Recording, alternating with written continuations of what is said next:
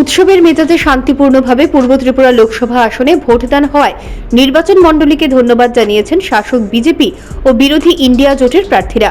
শুক্রবার ভোটদান শেষে বিভিন্ন কেন্দ্র ঘুরে ভোটদান পর্ব প্রত্যক্ষ করলেন শাসক বিজেপি দলের প্রার্থী কৃতি সিং দেববর্মা।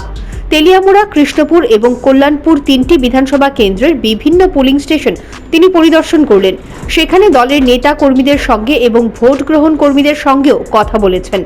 মানুষ উৎসবের মেজাজে নিজেদের ভোটাধিকার প্রয়োগ করায় সমস্ত ভোটারদের তিনি ধন্যবাদ জ্ঞাপন করেছেন। के हर पोलिंग बूथ में जो विजिट करने बड़े शांति से लोग अपना वोट कास्ट कर रहे हैं, वेरी वेल ऑर्गेनाइज एंड बस आप लोग सबका आशीर्वाद बना रहे और रिजल्ट के बाद देखेंगे सब क्या होता है। पर आज तो बहुत अच्छा लग रहा है, लोग के बड़े उत्साह से दूर दूर से आ रहे हैं, तो बस और क्या बोलूँ, इसमें भगवान की इच्छा है, आप लोग के आशीर्वाद बना रहे हमारे साथ।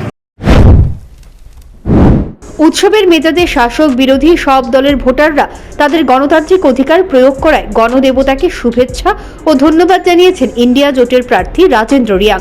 সেই সঙ্গে ভোটের কাজে নিযুক্ত সমস্ত ভোট কর্মীদের তিনি ধন্যবাদ জানিয়েছেন। তিনি অভিযোগ করেন নিজের ভোটাধিকার প্রয়োগ করতে গেলে তাকে বাধা দেয় শাসক দলের এজেন্ট, তবে প্রিসাইডিং অফিসারের প্রচেষ্টায় তিনি নিজের ভোটাধিকার প্রয়োগ করতে সক্ষম হয়েছেন। বিরোধী জোটের প্রার্থীর আরও অভিযোগ, বৃহস্পতিবার রাতে কমলপুরের বেশ কিছু এলাকায় বিরোধী দলের কর্মীদের বাড়িতে গিয়ে হুমকি দেওয়া হয়েছে।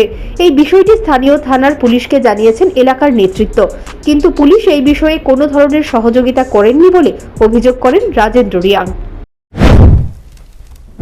যাতে সঠিকভাবে দেন সেইভাবেই আমি সব নির্বাচক মণ্ডলীদের আবেদন করব যে আপনাদের ভোট আপনারা নিজের মতন করে খুশি মতন আপনারা দেবেন, ভয় পাবেন না, কোনো লজ্জা সেখানে নেই, সেইভাবে আপনারা ভোটটা দেবেন, এটা আমি আপনাদের কাছে অনুরোধ রাখব। আচ্ছা, এখন অবধি কি শান্তিপূর্ণ আছে? এখন পর্যন্ত যা শুরু হলো এরকম কোনো এখন পর্যন্ত খবর আসেনি, কিন্তু 2 দিন আগে খবর যা পেয়েছি কোথাও একটু ভয় হুমকি দেওয়া হচ্ছে বলে খবর, বিশেষ করে কমলপুর সাব ডিভিশনে একটু ভয় হুমকি দেওয়া হয়েছে, বাড়ি বাড়ি গিয়ে এরকম আমার কাছে খবর আসছে। কিন্তু এটা সিকিউরিটি আছে এবং জনগণ সচেতন, এখন ভয় দেখালেও যার যে অধিকার, ভোটের অধিকার, সেই ভোটাধিকার নিশ্চয়ই প্রয়োগ।